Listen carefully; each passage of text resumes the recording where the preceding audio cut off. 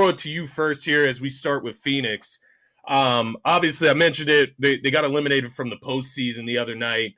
KD's, kind of beat up out of the lineup there. What's up with Mike Budenholzer? So on and so forth. Devin Booker had a mouthful about the team, the culture, lack of winning. Where do you want to start with the Phoenix Suns, man? Man, where do we start with the Phoenix Suns? I mean, this team is all over the place right now. Like from a financial standpoint, you talk about they brought in Bradley Beal a few years ago, right? Yeah, And a lot of people was pretty excited about the move. They thought that that was the piece that was going to take those guys ultimately over the hump.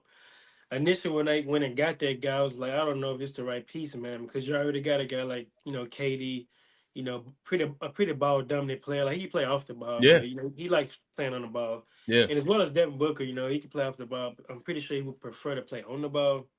So the point I'm trying to make is, you bring in another guy that's sort of like that, in Bradley Beal, which by the way, his contract is not cheap, and you probably didn't give up a lot to give him, but it's like you still went out there and got a player like that yeah, who is really not known for elevating his game when it matters the most, such as the playoffs or whatever. And when you look at the identity of their team at the time before they got a Bradley Bill, to me they should have just figured it out to hang their hats on the defensive end, not bringing in another scorer, if that makes sense. Because we all know that defense wins championship, yeah, offense sell tickets.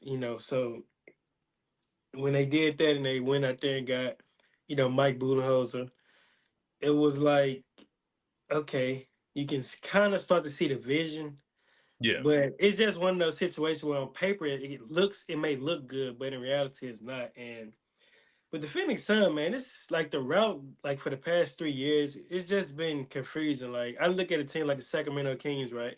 In 2023, they made the playoffs for the first time in 18 years. The year after that, which was last year, they made it to the play-in tournament. They lost.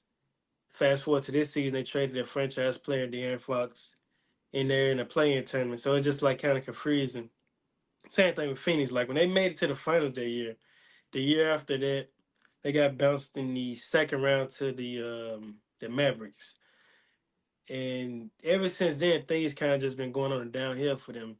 The year after that, they got KD, but they got bounced in the second round to Denver.